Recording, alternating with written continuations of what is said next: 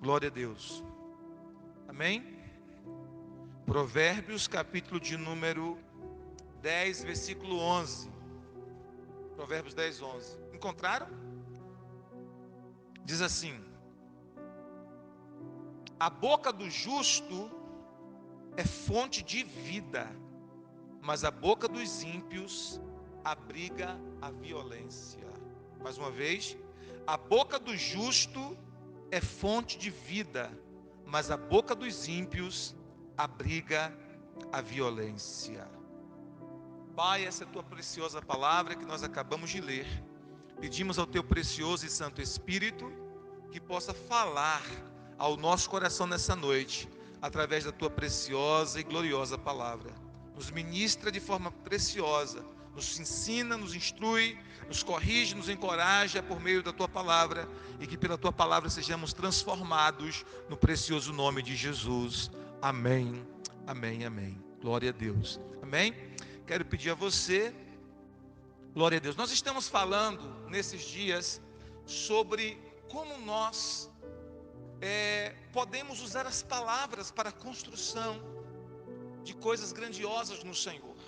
Ou, caso nós não saibamos usar as palavras em concordância com a palavra de Deus, nós podemos experimentar prisões espirituais, prisões emocionais, morte, tanto física como espiritual, como emocional, né? Podemos experimentar mortes se nós não soubermos usar as palavras com sabedoria, as palavras em harmonia com a palavra de Deus. Então nós estamos em uma série sobre esse assunto, né? E nós ficaremos nessa série pelo menos uns 4 domingos. Esse é o terceiro, provavelmente domingo que vem a gente continua, porque a gente trabalha em séries com a proposta de que você assimile de forma melhor a palavra de Deus e que você possa ser ministrado pela palavra, e que a palavra possa penetrar no teu coração e começar então a provocar mudanças significativas para melhor na sua vida. Então a gente tem essa proposta de estar sempre trabalhando em séries com esse propósito, amém? De você conseguir fixar a palavra de Deus no seu coração.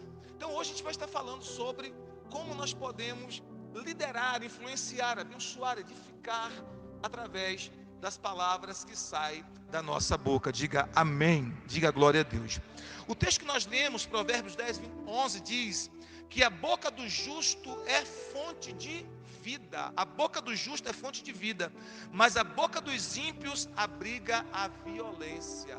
A boca do justo é fonte de vida, mas a boca dos ímpios abriga a violência. Que coisa séria, né? A sua boca é uma fonte de vida, porque você é justo. Diga, eu sou justo, porque fui justificado pela fé em Cristo Jesus. Então a minha boca, ela é fonte de vida. A minha boca é fonte de vida. Então o que nós precisamos entender?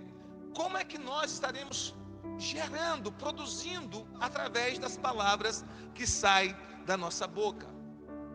Como é que a gente pode estar gerando através das palavras que saem da nossa boca? Primeira coisa que a gente vai entender é que você precisa usar as palavras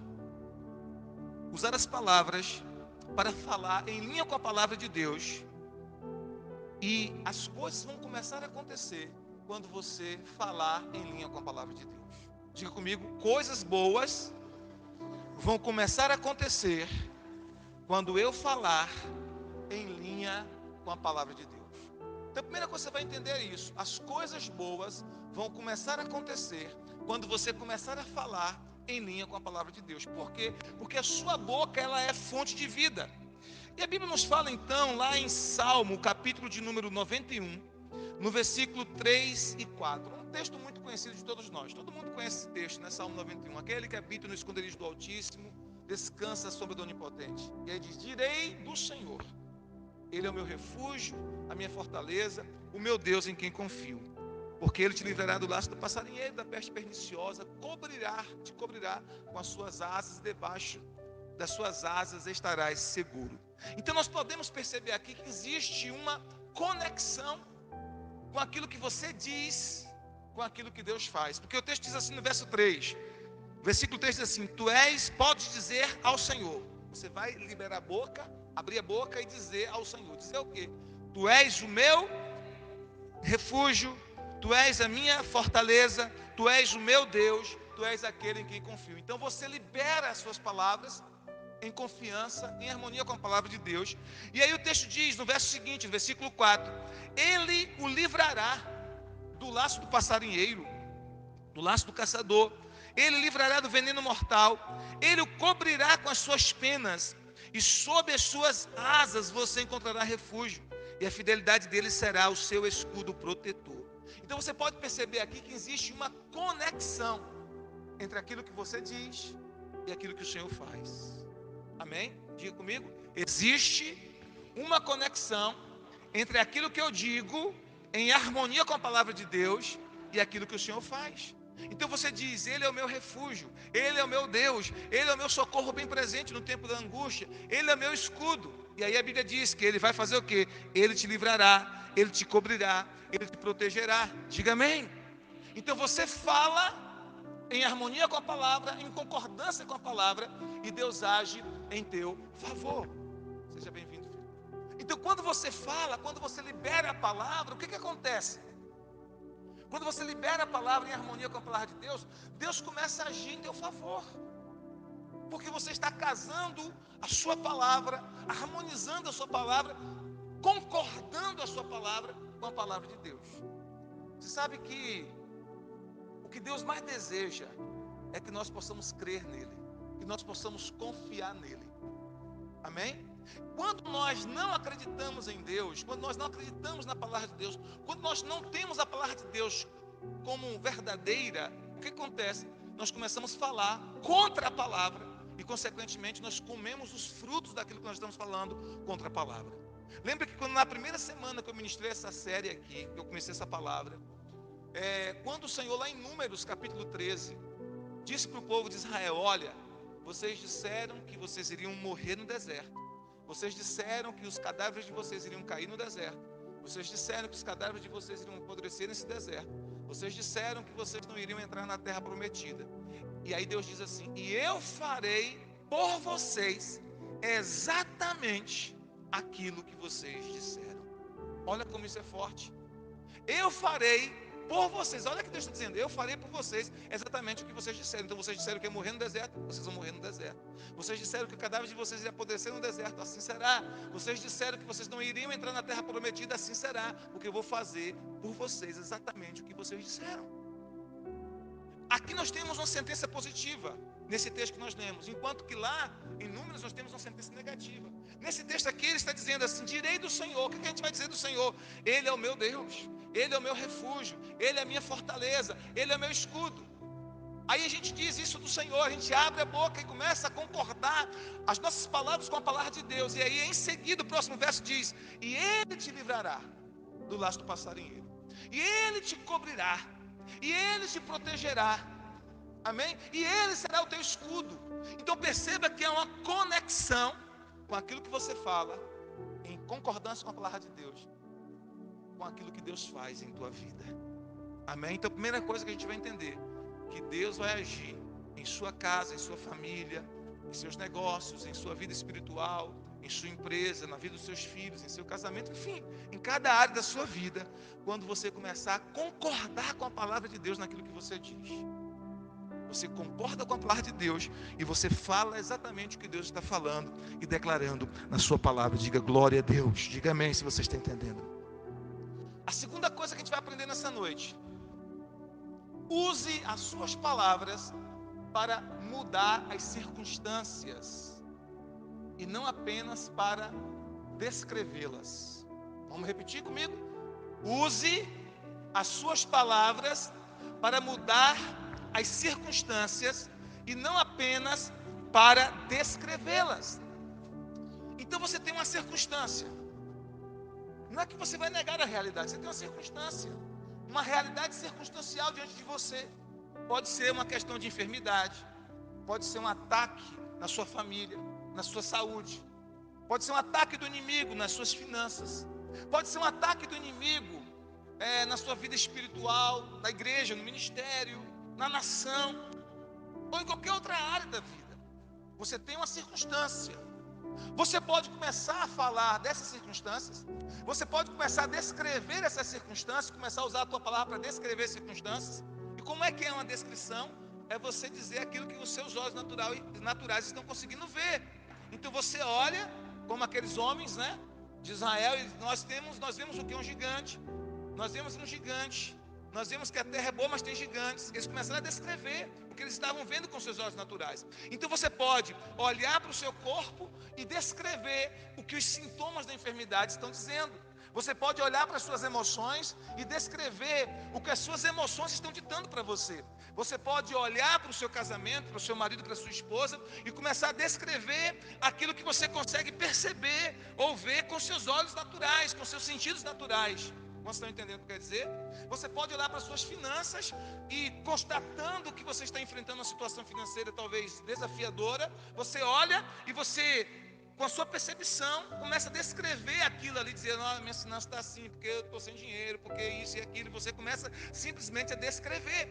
Só que quando você começa a descrever as tuas circunstâncias, quando elas não estão alinhadas ainda com o propósito de Deus, quando elas ainda não estão do jeito que você sonha e idealiza para a sua vida, você está apenas descrevendo essas circunstâncias e mantendo-se nelas, e se mantendo nessas circunstâncias.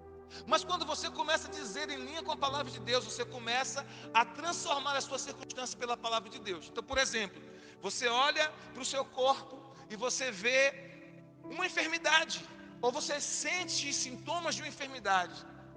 Você tem a opção de descrever, dizer, eu estou sentindo isso e aquilo outro. Ou alguns chegam a dizer assim, eu tenho tal enfermidade. Algumas pessoas chegam a se apropriar, né? Quem já viu pessoas dizendo assim, eu tenho uma rinite alérgica, eu tenho uma hérnia de disco, eu tenho um problema no coração. Então a pessoa se apropria, porque ela está dizendo que é dela, ela se apropriou, ela está dizendo assim, é minha. E algumas pessoas ficam até zangadas, não pega não, que é minha. Não mexe nisso aqui não, que é a minha doença. Faz até um carinhozinho, né? É a minha enfermidade. Entende? Então as pessoas começam a se apropriar, as pessoas começam a tomar posse. Então se você começa a se apropriar daquilo, descrevendo essa enfermidade, só estou dando um exemplo, e se apropriando dela como se fosse sua, o Senhor não pode remover. Porque o Senhor está dizendo, eu vou dar para você exatamente aquilo que você está dizendo. Mas estão entendendo o que eu quero dizer, sim ou não? Então você tem uma circunstância. Aí você diz, essa é a circunstância. Mas a palavra de Deus diz que o meu Senhor já levou sobre si as minhas dores, as minhas enfermidades. E pelas feridas de Cristo eu já fui curado. Diga amém. Então você vai dizer o quê? Eu sou curado. Tem a circunstância, você não vai negar a realidade. Mas você vai dizer, eu creio na palavra. Sim, tem essa circunstância aqui, o diagnóstico médico disse isso, isso e isso, mas a palavra de Deus diz que eu sou curado, eu creio na palavra de Deus, e eu exerço a minha fé na palavra, e apesar dessa circunstância, eu prefiro crer na palavra. Eu acho lindo quando Jó, em um ato de fé, uma fé intensa e ao mesmo tempo uma fé desesperadora, se é que eu posso usar essa palavra para lá da fé, porque eu estou usando uma palavra humana, e as palavras humanas são muito pequenas para descrever a grandeza de Deus. Mas em um ato assim, de uma fé intensa, Jó disse assim, olha, ainda que ele me mate, eu continuarei a confiar nele. Olha o que Jó disse, ainda que ele me mate. Por quê? Porque as circunstâncias de Jó eram desesperadoras. Perdeu a família, perdeu a mulher, perdeu os 10 filhos, perdeu a saúde. O corpo de Jó estava de chagas, da cabeça à planta dos pés. Os seus amigos não tinham mais confiança nele. Só falavam coisas negativas a respeito dele. Perdeu a honra na cidade. Enfim, para Jó, era uma situação completamente desesperadora. Mas em um momento ele se levanta em Deus e diz assim, ainda que ele me mate, eu continuarei a confiar nele. É como se ele dissesse assim, independente de todas as circunstâncias à minha volta, eu prefiro crer que Deus é verdadeiro em sua palavra. Apesar de todas as circunstâncias à minha volta, eu prefiro crer, ainda que eu não entenda nada que está acontecendo, eu continuo crendo, eu continuo confiando nele. E ele chega a dizer em outro texto, eu sei que o meu Redentor vive e por fim se levantará. Amém? E eu verei ainda na minha carne a bondade do Senhor. Então, queridos, nós precisamos crer na palavra, apesar das circunstâncias. Então, você tem a palavra e você tem as suas circunstâncias.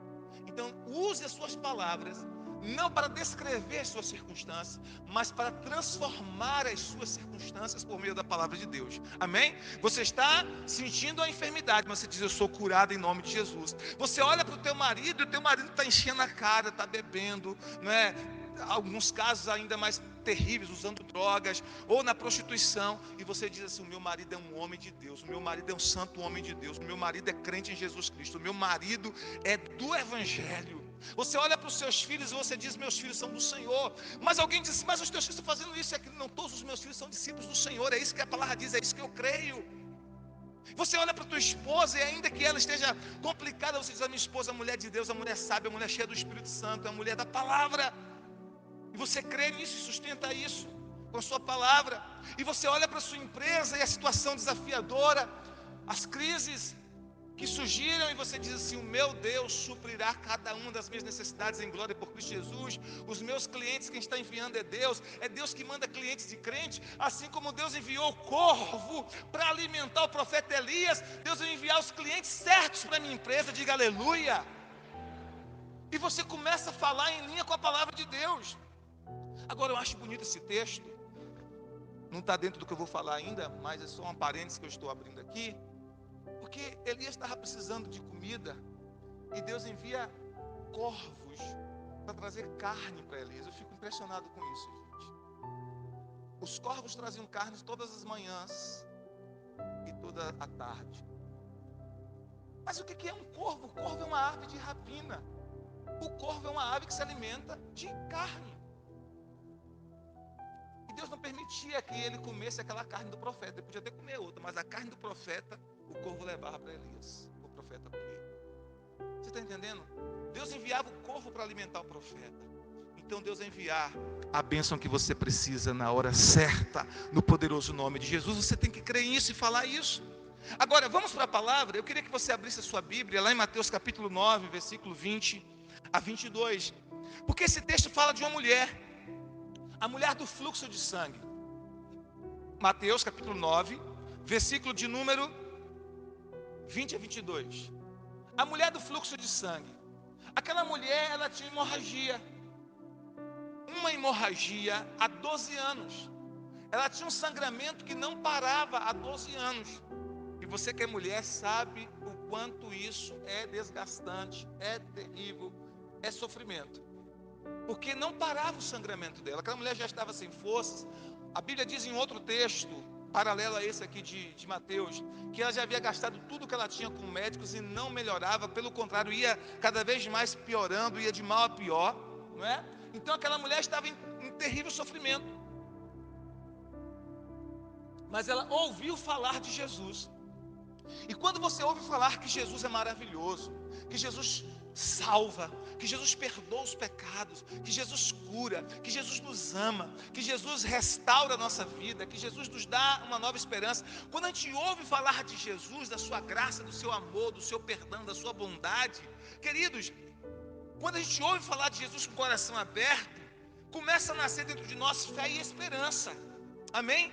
Você começa a ficar esperançoso quanto ao teu futuro. Apesar das circunstâncias desafiadoras, você começa a ter esperança em relação ao teu futuro. Por quê? Porque você começa a ouvir de Jesus, do seu amor, da sua graça, da sua bondade. E aquela mulher começou a ouvir de Jesus. E o coração daquela mulher se encheu de esperança. O coração daquela mulher se encheu de paz. O coração daquela mulher se encheu de fé. O coração daquela mulher se encheu de uma convicção de que ela poderia experimentar um milagre, de que as suas circunstâncias poderiam ser mudadas. O que isso tem a ver com o texto que eu citei, que é o número 2, que é: fale, use as suas palavras para falar, para mudar as circunstâncias e não para descrevê-las apenas. Olha o que essa mulher faz. Vamos ver? Mateus capítulo 9, versículo de número 20 a 22. Nisso, uma mulher que havia 12 anos vinha sofrendo de uma hemorragia, chegou por trás dele e tocou na orla do seu manto, Agora preste atenção no versículo seguinte. Preste atenção porque isso aqui está a chave, está a revelação que você precisa. Olha o que diz o versículo seguinte. Pois dizia a si mesma. O que ela dizia para ela mesma? O que ela dizia para si mesma? Queridos, às vezes você precisa dizer para si mesmo. O nosso problema é que a gente às vezes fica esperando uma palavra de outros. A gente fica esperando que outros nos estimulem, que outros nos inspirem, que outros nos encorajem, que outras pessoas tragam uma palavra de encorajamento para nós. Eu queria tanto que Deus usasse um irmão assim para trazer uma palavra de encorajamento para mim, que o pastor trouxesse uma palavra de encorajamento para mim, que o meu líder de célula trouxesse uma palavra de encorajamento para mim. Mas nem sempre isso acontece. Então muitas vezes você tem que ministrar você mesmo. Aquela mulher começou a dizer para si mesma. Ela começou a falar com ela mesma. Vamos pensar que o nome dela fosse Maria, um nome comum que eu estou usando aqui. Ela dizia: Maria, quando você tocar nas vestes de Jesus, Maria, você vai ser curada. Maria, quando você tocar nas vestes dele, você vai ser automaticamente curada. Maria, quando você tocar nas vestes dele, Maria, essa enfermidade vai deixar de existir, essa hemorragia vai desaparecer, o milagre vai acontecer. Então ela começava a se ministrar a si mesma. A Bíblia não fala o nome dela, amém? Eu estou usando como exemplo aqui para vocês entenderem. Então ela começava a dizer para si mesma. O que ela dizia a si mesma? Ela dizia a si mesma: se tão somente eu tocar em seu manto, ficarei curada. E ela saiu de casa e ela foi andando, fraquinha, sem força. Ela dizia: eu vou tocar no manto de Jesus e vou ser curada. Talvez ela não tinha nem força para falar alto, mas ela sussurrava e ela dizia: quando eu tocar no manto de Jesus eu vou ser curada. E ela ia falando: quando eu tocar no manto de Jesus eu vou ser curada. E quando ela chega, havia uma multidão em volta de Jesus, uma multidão cercando Jesus. Agora imagine aquela mulher para enfrentar aquela multidão, aquela mulher já sem força, aquela mulher já debilitada, e ela passa pelo meio daquela multidão, enfrentando todo aquele desafio, dizendo: eu vou ser curada quando eu tocar na veste de Jesus, eu vou ser curada quando eu tocar na orla de Jesus, eu vou receber o meu milagre, e essa hemorragia vai cessar. E ela não olha para o tempo que ela tinha, 12 anos sofrendo com aquela enfermidade. Ela diz: eu vou ser curada. Ela ministra a si mesma. E ela diz para si mesma: quando eu tocar na veste de Jesus, eu vou ser curada. E o que acontece? Voltando-se Jesus, a viu e disse: ânimo, filha, a sua fé a curou. E desde aquele instante a mulher ficou curada. Diga glória a Deus. Diga aleluia. Ela recebeu uma palavra de Jesus. Porque ela disse: eu vou ser curada. Jesus disse: o que você disse eu vou fazer por você. Jesus vai fazer por você o que você está dizendo. Jesus vai fazer por você o que você está dizendo, em linha com a palavra dele. Vocês estão entendendo, povo lindo do Senhor? Ela disse: eu vou ser curada quando eu tocar nas vestes de Jesus, eu vou ser curada quando eu tocar, basta tocar, eu vou ser curada. E quando ela toca, Jesus olha para ela e diz: filha, a tua fé te curou. E desde aquele instante aquela mulher foi totalmente curada. Então não use as suas palavras apenas para descrever as circunstâncias, mas use as suas palavras para transformar as circunstâncias. Se aquela mulher ficasse dizendo assim: mas eu sou tão doente, eu estou sofrendo tanto, são 12 anos, com aquela síndrome de coitadismo, não é? Com aquela síndrome de vitimismo, ela tinha razão para fazer isso. Tinha ou não tinha? Tinha. Do ponto de vista humano, tinha. Ela estava sofrendo, tinha gastado tudo que tinha.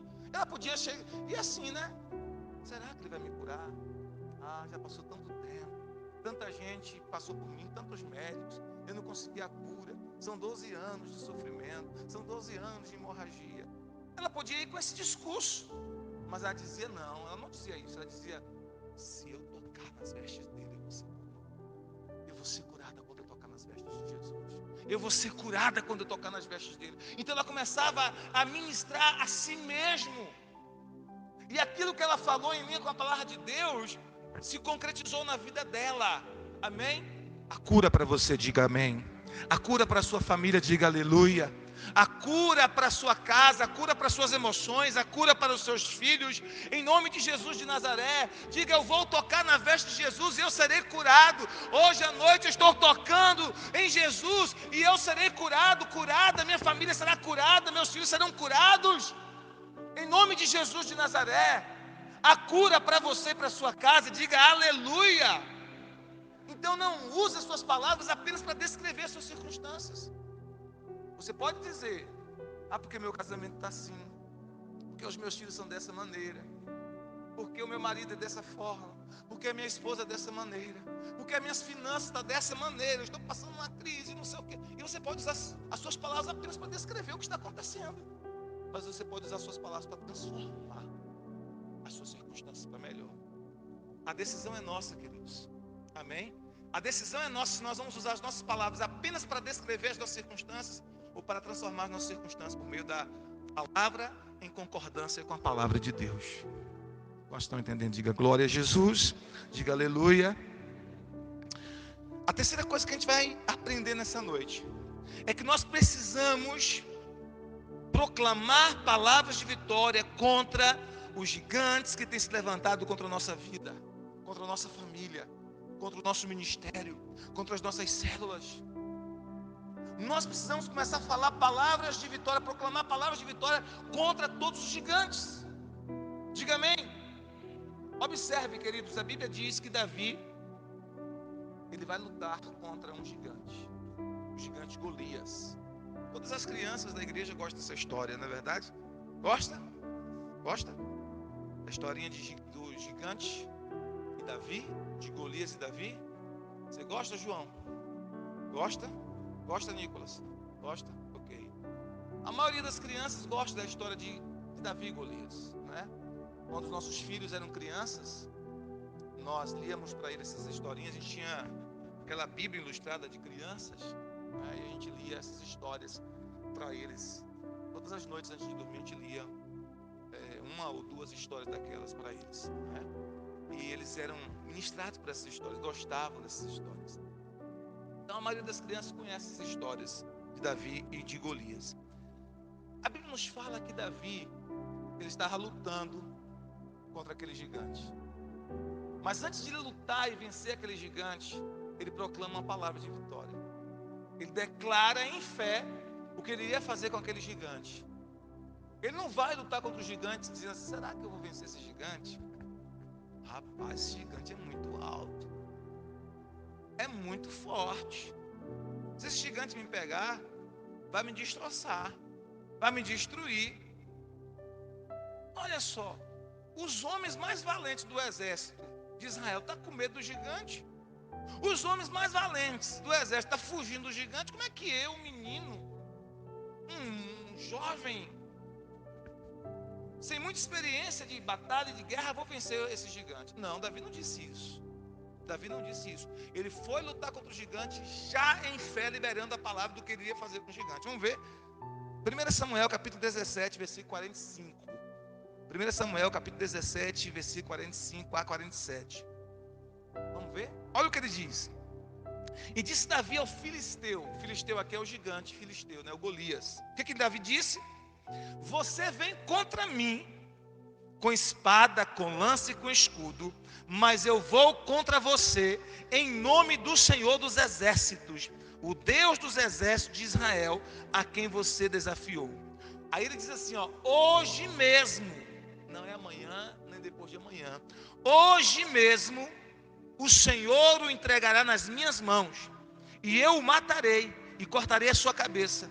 Hoje mesmo darei os cadáveres do exército filisteu às aves do céu e aos animais selvagens, e a toda a terra saberá que há um Deus em Israel. Todos os que estão aqui saberão que não é por espada ou por lança que o Senhor concede vitória, pois a batalha é do Senhor, e Ele entregará todos vocês em nossas mãos. Olha o que ele está dizendo para o gigante. O povo estava tremendo, os grandes homens lá de Israel batiam o joelho um no outro de medo. Os soldados valentes estavam fugindo. O povo estava apavorado. 40 dias aquele gigante afrontando o povo de Deus. Foi 40 dias, irmãos, estressando o povo de Deus, amaldiçoando o povo de Deus, dizendo: olha, Basta um homem corajoso para lutar comigo. Não preciso os 2 exércitos enfrentar, não. Basta um homem corajoso para lutar comigo. Manda um aí, quem ganhar a guerra, ganha por todos nós. E o povo com medo, tremia, batia um joelho no outro, fugia. E Davi chega como um menino que crê no Senhor, que confia no Senhor. E é importante, queridos, não importa se é criança ou adulto, se é novo ou se é velho, se é experiente ou não experiente. O que importa é se você crê na palavra, se você crê naquilo que Deus disse para você. Age de acordo com o que Deus disse e fala de acordo com o que Deus disse. É isso que importa. É isso que determina se a gente vai vencer ou perder. É se a gente crê naquilo que Deus falou, age de acordo com o que Deus falou e fala de acordo com o que Deus falou. E aí Davi vai nessa fé, porque ele teve uma experiência com Deus. Ele tinha matado um leão, matado um urso. Ele disse para o rei, olha, quando o rei falou, mas você ainda é um menino, e o gigante filisteu é um homem treinado na guerra. Ele disse, olha, eu matei um leão que estava tentando devorar as ovelhas do meu pai. Eu matei um urso que estava tentando destruir as ovelhas do meu pai. Aí ele disse, o Deus que me livrou do leão e do urso vai me livrar desse gigante circunciso. Quem é esse incircunciso filisteu para afrontar o exército do Deus vivo? O que ele quer dizer com isso? Quem é esse incircunciso? Ou seja, aquele homem, ele não tinha um pacto da circuncisão. Ele não tinha um pacto da aliança com Deus. Ele não era alguém que tinha aliança com Deus. E Davi está dizendo, eu sou circuncidado, ou seja, eu tenho um pacto com Deus. Na minha carne, no meu corpo, eu carrego a marca da minha aliança com Deus. Ele não tem aliança com Deus e eu tenho. Ele não está do lado de Deus e eu estou. Ele não está com Deus e eu estou. Quem é que vai vencer essa guerra? É claro que sou eu. Porque com ele está o braço da carne, mas comigo está o braço do Senhor. Vocês estão entendendo, queridos, o que eu estou dizendo? Estão entendendo, meus amados? Então ele está dizendo, olha, quem é esse incircunciso filisteu para afrontar o exército de Deus vivo? Quando ele chega diante do gigante, o gigante começa a afrontá-lo e dizer, o menino veio lutar comigo com um pedaço de graveto, só com um cachorro. E começou a amaldiçoar Davi pelos seus deuses. E a resposta de Davi foi, você vem contra mim com espada, com lança e com escudo, mas eu vou contra você no nome do Senhor dos exércitos de Israel, o Deus a quem você tem afrontado. E aí Davi diz assim, hoje mesmo eu vou entregar a tua cabeça, o teu corpo para as aves de rapina comer. Eu vou entregar os teus exércitos às aves de rapina.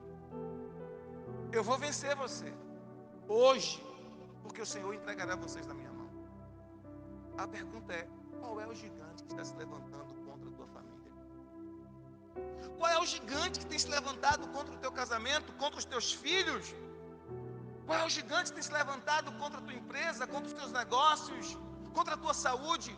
Qual é o gigante que está tentando afrontar o teu Deus, dizendo assim para você, olha, você não serve a Deus? Já viu essa pergunta, não já? Sim ou não? Você não serve a Deus? O que está acontecendo com você? Eu lembro que uma vez a gente levou nossos filhos no médico. Os meninos eram pequenos, ainda tinham pegado uma alergia na perna. E aí o médico disse assim, vocês não são evangélicos?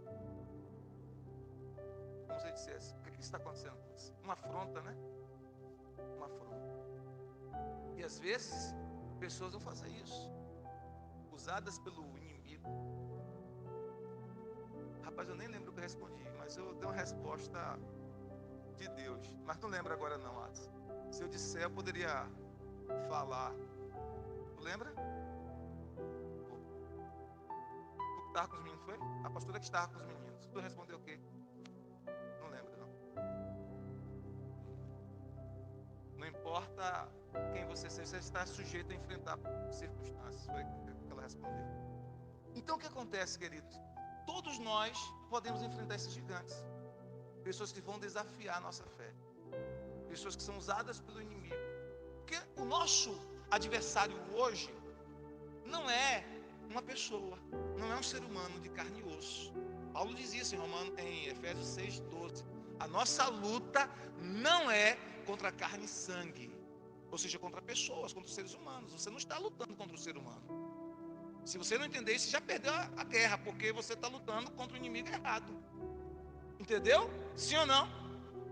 O inimigo pode até usar um vizinho seu, pode até usar um parente seu, pode até usar alguém para te atormentar, mas é o inimigo que está usando. Você não tem que lutar contra aquela pessoa, que se você lutar contra aquela pessoa, você já perdeu a guerra. Então qual é o gigante? São gigantes espirituais. São gigantes espirituais que estão nos afrontando. E aí muitas vezes usa pessoas e diz assim: olha, onde está o teu Deus? Por que você está passando por isso? Você não é crente? É ou não é? Se você é crente, por que você está passando por isso? Se você é crente, por que você está vendo os teus filhos enveredados por esse caminho? Se você é crente, por que você adoeceu? Se você é crente, por que você está enfrentando esse problema na sua empresa? São gigantes afrontando. Assim como aquele gigante ficou 40 dias afrontando o povo de Israel, o inimigo levanta esses gigantes das trevas para ficar afrontando a sua fé. E você vai dizer, como disse Davi: quem é esse gigante filisteu que não tem o pacto da aliança, que não tem aliança com Deus, para estar confrontando o Deus vivo? Porque a questão não é comigo e com você. A questão é com Deus que nós servimos, com Deus com o qual nós temos aliança, com Deus com o qual nós temos um pacto. Amém? Deus tem um pacto com você. Diga: Deus tem um pacto comigo, uma aliança comigo. Diga: eu sou do Senhor. Diga: eu sou do Senhor. Ele tem um pacto comigo, Ele tem uma aliança comigo. E aí Davi disse: hoje mesmo você vai cair. E é isso que você tem que dizer: gigante, você vai cair é hoje, no nome de Jesus. Afrontador do exército do Senhor, você vai cair é hoje, em nome de Jesus. Acusador do povo de Deus, você vai cair é hoje, no nome de Jesus. Gigante tem se levantado contra minha família, meu casamento, minhas finanças, minha saúde. Você vai cair hoje, no nome de Jesus. Hoje o Senhor vai te derrotar. Hoje o Senhor vai me dar vitória contra você. Você precisa ir em fé. Queridos, em fé, diga aleluia. O que Davi estava fazendo? Davi estava profetizando a vitória contra aquele gigante, contra aquele principado das trevas. Porque aquele gigante, irmãos, representava um principado. Entenda, tudo que está escrito no Antigo Testamento aponta para realidades espirituais. Tudo, tudo. O Antigo Testamento representa a sombra. A Nova Aliança representa a realidade das coisas. Amém? Então tudo que está no Antigo Testamento, como físico e tangível, aponta para uma realidade espiritual. Por exemplo, Faraó é um tipo do diabo. Faraó no Antigo Testamento representa o diabo na Nova Aliança. Você está entendendo? Aquele gigante que se levanta para afrontar o povo de Deus ali representa um principado das trevas que se levanta em nossos dias da mesma forma para afrontar, para tentar estressar, para tentar tirar a paz. Porque observe, foi um período de 40 dias, o povo morrendo de medo, o povo estressado, o povo sem paz, o povo sem conseguir dormir. Porque eles não... Olha que interessante, aquele gigante, irmãos, não levantou a espada. Aquele gigante não pegou uma pedra para jogar em ninguém durante 40 dias. A única coisa que aquele gigante fez foi falar. Foi falar. E o povo foi dando ouvido às palavras do gigante, foi ficando medroso, foi ficando cheio de pavor, cheio de medo. Porque quando você dá ouvido à voz de Golias, irmão, você fica cheio de pavor e medo. Agora quando você dá ouvido à voz de Deus como Davi, você fica cheio de coragem, cheio de fé, cheio de força. Então você não pode ouvir a voz de Golias, você tem que ouvir a voz do Espírito Santo. Se você ouvir a voz de Golias, o seu coração se enche de medo e de pavor. Mas se você ouve a voz de Deus, o seu coração se enche de fé, de convicção, de certeza que você vai vencer. Então é uma escolha, se você ouve a voz de Golias ou ouve a voz de Deus. Durante 40 dias do Golias ficou falando com o povo: eu vou destruir vocês, eu vou matar vocês, eu sou mais forte que vocês, não precisa do exército todo lutar não, manda só um homem, basta só um homem. Manda alguém aí que seja tão forte como eu, tão poderoso como eu, tão alto como eu, que tenha tanta experiência na guerra como eu, só um. Quem lutar e vencer, a vitória será acreditada para o exército todo. Todo dia o povo ouvia aquelas repetições de palavras negativas. E Golias amaldiçoava o povo de Israel pelos seus deuses. O povo foi ficando temeroso. Aí até que Davi vem cheio da palavra de Deus no coração. Davi ouvia Deus, irmãos. Foi ele que escreveu o Salmo 23. O Senhor é meu pastor, nada me faltará. Deitar-me faz em verdes pastos, guia-me mansamente a águas tranquilas, refrigera minha alma, guia-me pelas veredas da justiça por amor do seu nome. Ainda que eu andasse pelo vale da sombra e da morte, não temeria mal algum, porque tu estás comigo. A tua vara e o teu cajado me consolam. Preparas uma mesa perante mim, na presença dos meus inimigos. Unges a minha cabeça com óleo e o meu cálice transborda. Certamente, Senhor, que a tua bondade e a tua misericórdia me seguirão todos os dias da minha vida, e eu habitarei na casa do Senhor para todo sempre. Eu habitarei na casa do Senhor para todo sempre. Davi ouvia a voz de Deus, Davi ouvia a voz do Espírito Santo. Deus falava com Davi, e quando Davi chega, irmãos, ele chega cheio da palavra. O coração dele não estava mais com medo, o coração dele não estava temeroso. O povo estava porque o povo ouviu Golias, mas Davi estava cheio de coragem porque ouviu a voz de Deus. Se você ouve Golias, seu coração enche de medo. Se você ouve a voz do Espírito Santo, o seu coração se enche de coragem. Nesses dias, mais do que nunca, meus irmãos, nós temos que decidir se nós vamos ouvir a voz de Golias ou a voz de Deus. Porque muitos Golias estão falando o tempo todo lá fora. Há muitos Golias tentando competir com a voz de Deus na sua vida, com a voz do Espírito Santo. Os Golias estão falando que você não vai vencer, que você não vai conseguir, que você não vai conseguir vencer a luta, a prova, a tentação, os desafios. Mas Deus está dizendo para você: eu sou contigo, meu campeão, minha campeã. Eu sou com você, a minha presença é com você, a minha força é com você, a minha graça é suficiente na sua vida. Você vai vencer porque eu estou contigo, e se você está comigo, nós somos mais do que qualquer exército humano. O Senhor está dizendo para mim e para você: você comigo, nós dois juntos, somos mais do que qualquer exército humano.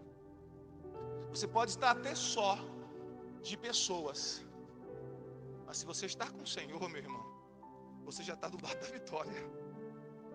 Você já está do lado da vitória. Diga aleluia, diga glória a Deus. Diga glória a Deus.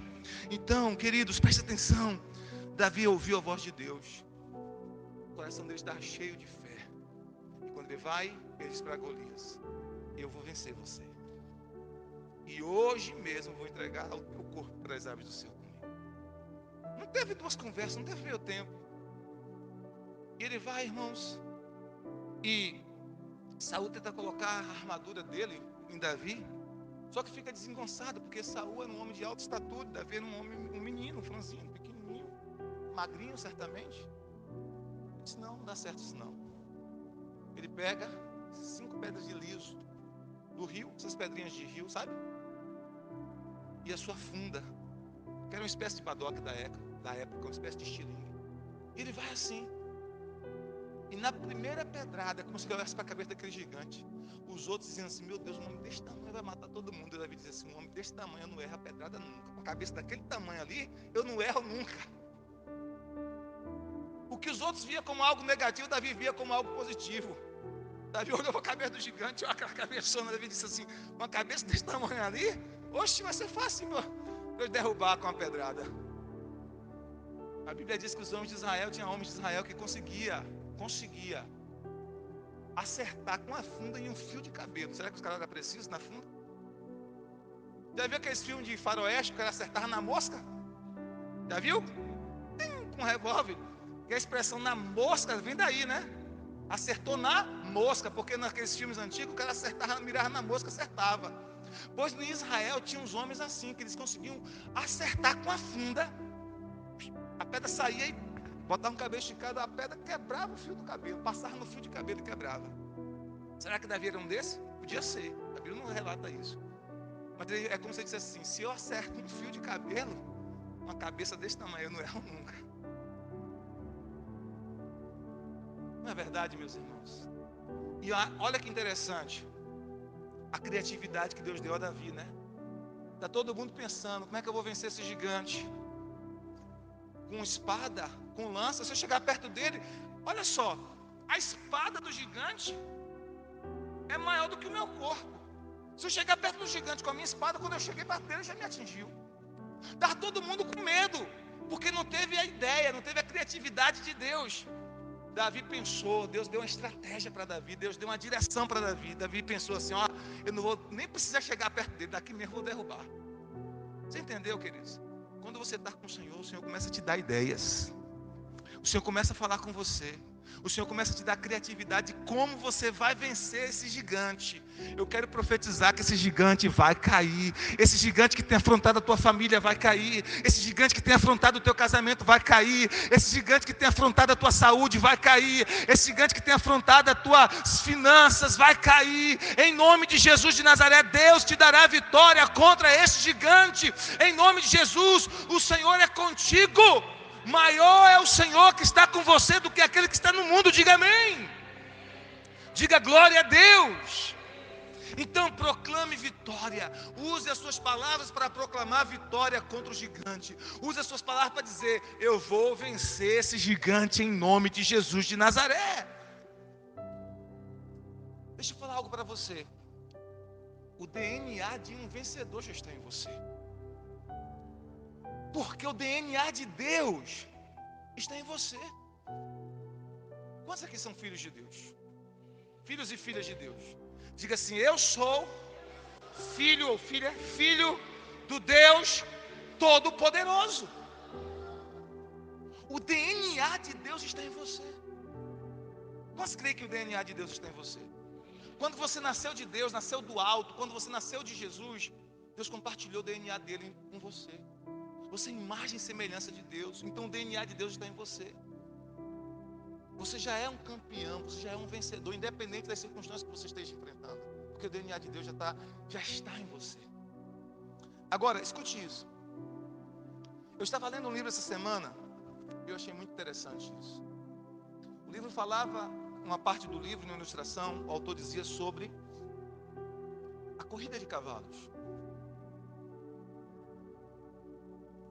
Quem já assistiu na televisão aquela corrida de cavalos? Você sabe que aqueles cavalos, os campeões, os que vencem qualquer corrida, eles valem milhões. Quem sabia disso? Né? São milhões. Aqueles cavalos são muito caros. Muito caros. São cavalos puro sangue. Raça pura. Não é? Cavalos puro sangue, cavalos raça pura. E aqueles cavalos, eles vencem não por acaso. Aqueles cavalos não vencem por acaso. Os donos dos cavalos não chegam em um lugar, acham um cavalo bonito. Puxa, esse cavalo é tão bonito. Esse cavalo aqui é vermelho ou preto, tem músculos fortes. Ah, esse cavalo aqui acho que vai vencer as corridas. Vou comprar isso. Não, não é assim não. Eles pesquisam em torno de 50 a 70 anos a linhagem daquele cavalo. E vê se naquele cavalo, na linhagem daquele cavalo, tem cavalos ancestrais que venceram corridas anteriores. Veio os registros históricos das corridas de 50 anos, de 40 anos, de 60 anos, 70 anos. Vê os bancos de dados, vê os genes nos bancos de dados e vê de que aquele cavalo é filho de que outro cavalo, que é filho de que outro cavalo. Eles pesquisam aquela linha toda, aquela ancestralidade toda, para ver se tem naquela ancestralidade vencedores, campeões.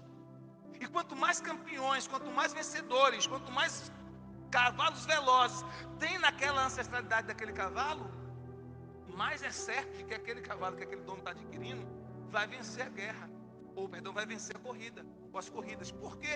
Porque já está no sangue do cavalo o DNA de um campeão. Porque já está no sangue do cavalo o DNA de um cavalo que tem velocidade. Porque já está no sangue do cavalo o DNA de um cavalo vencedor, de um cavalo que consegue correr grandes distâncias, manter o ritmo e vencer e chegar em primeiro lugar. E é exatamente por isso que aqueles cavalos são muito, muito caros, porque são anos e anos e anos e anos de pesquisa, de investimento. Aqueles cavalos que vencem a corrida, irmãos, os melhores, os mais rápidos, os mais velozes, eles têm no sangue deles, eles têm no DNA deles o gene de um vencedor, o gene de um campeão. um gene de cavalos ancestrais a eles que já venceram muitas corridas. Agora, o que eu quero dizer com isso? Nós já somos mais que vencedores. Porque dentro de nós Deus imprimiu o seu DNA.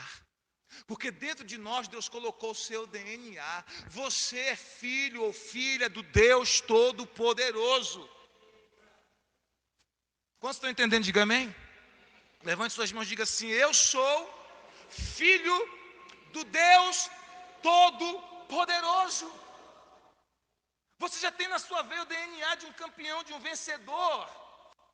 Você já tem na sua veia o DNA de alguém que vai vencer tentações, batalhas, guerras, lutas, provações, pecados, demônios, exércitos demoníacos. Você vai vencer tudo pelo poder que é no nome de Jesus Cristo de Nazaré.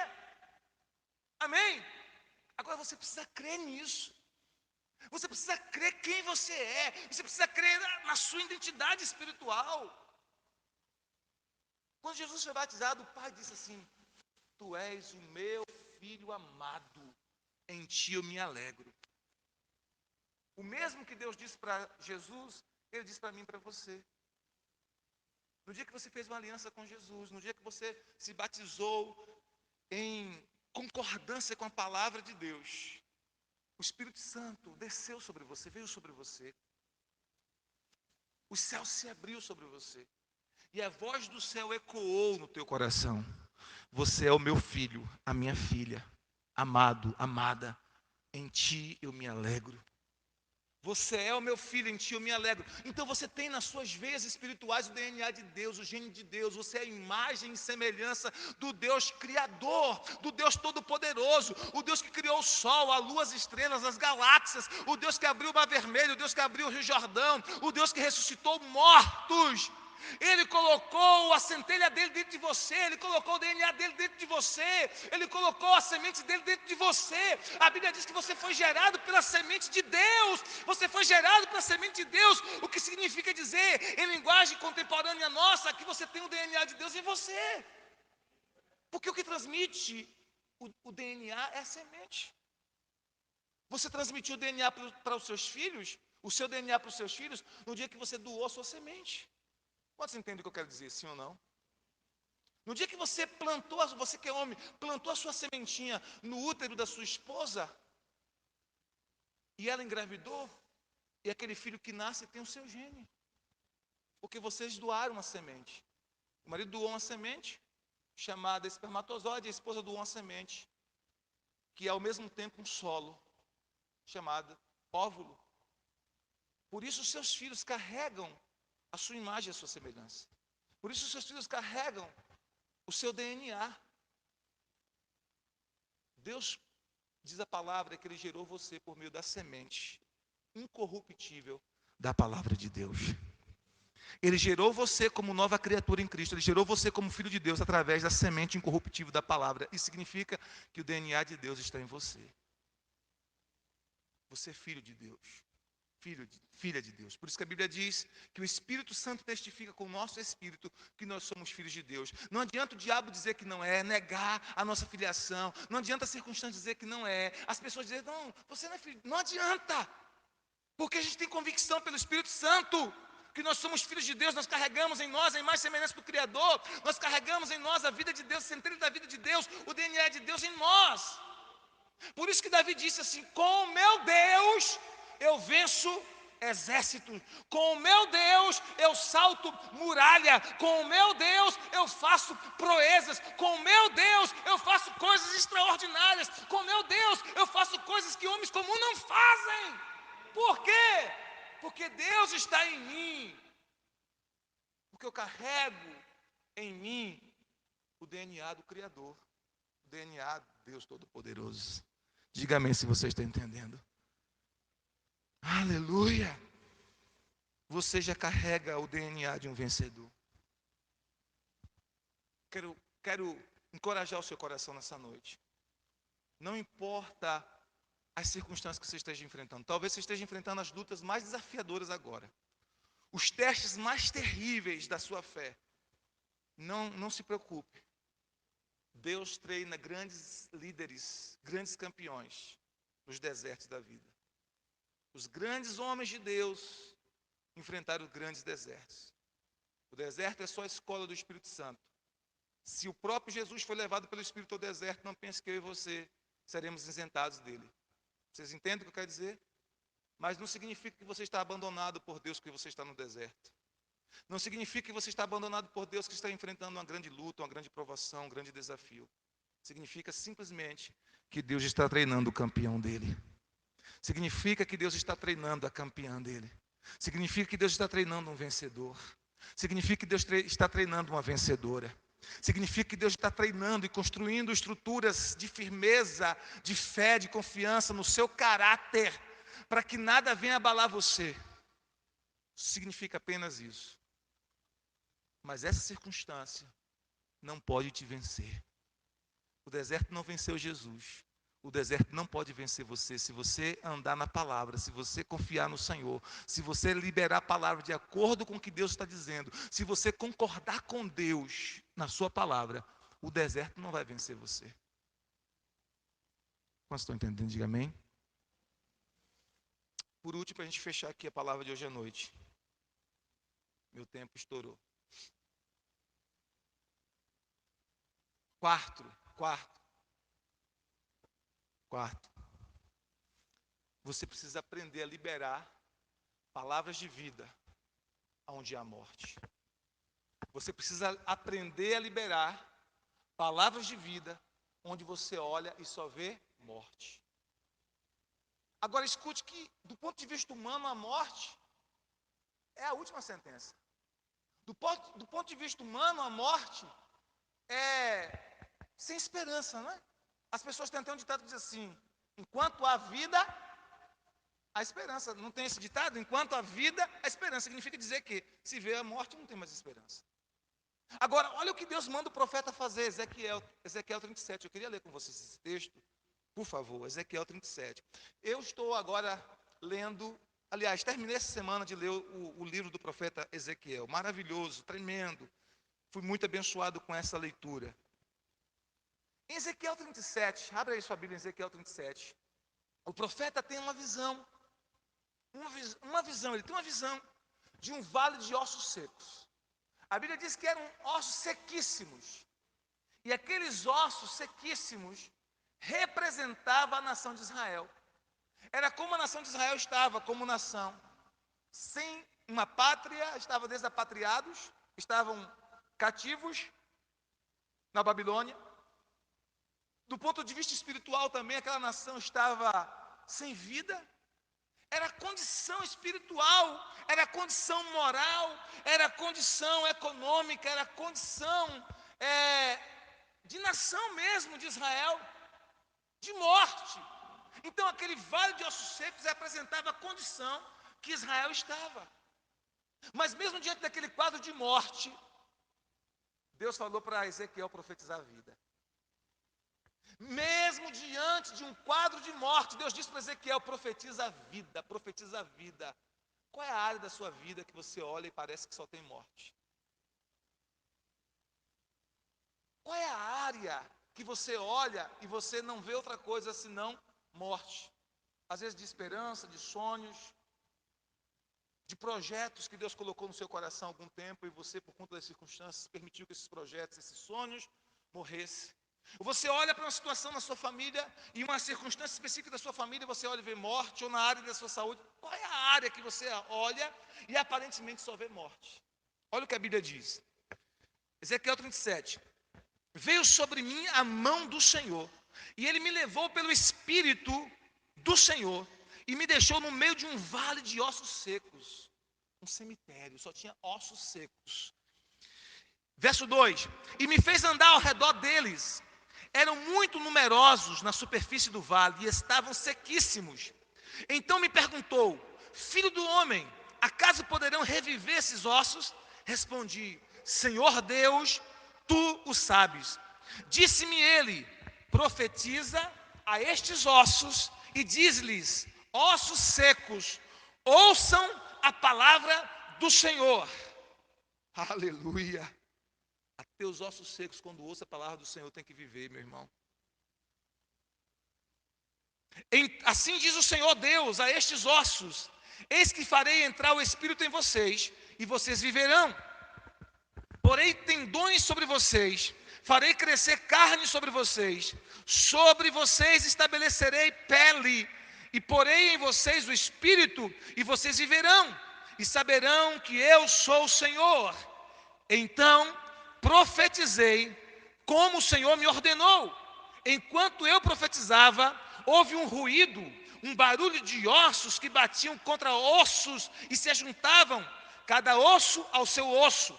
Olhei, e eis que havia tendões sobre eles, e cresceram as carnes, e se estenderam a pele sobre eles, mas não havia neles o Espírito. Então ele me disse: profetiza ao Espírito, profetiza, ó filho do homem, e dize-lhe: assim diz o Senhor Deus: vem dos quatro ventos, ó Espírito, e assopra sobre estes mortos para que vivam.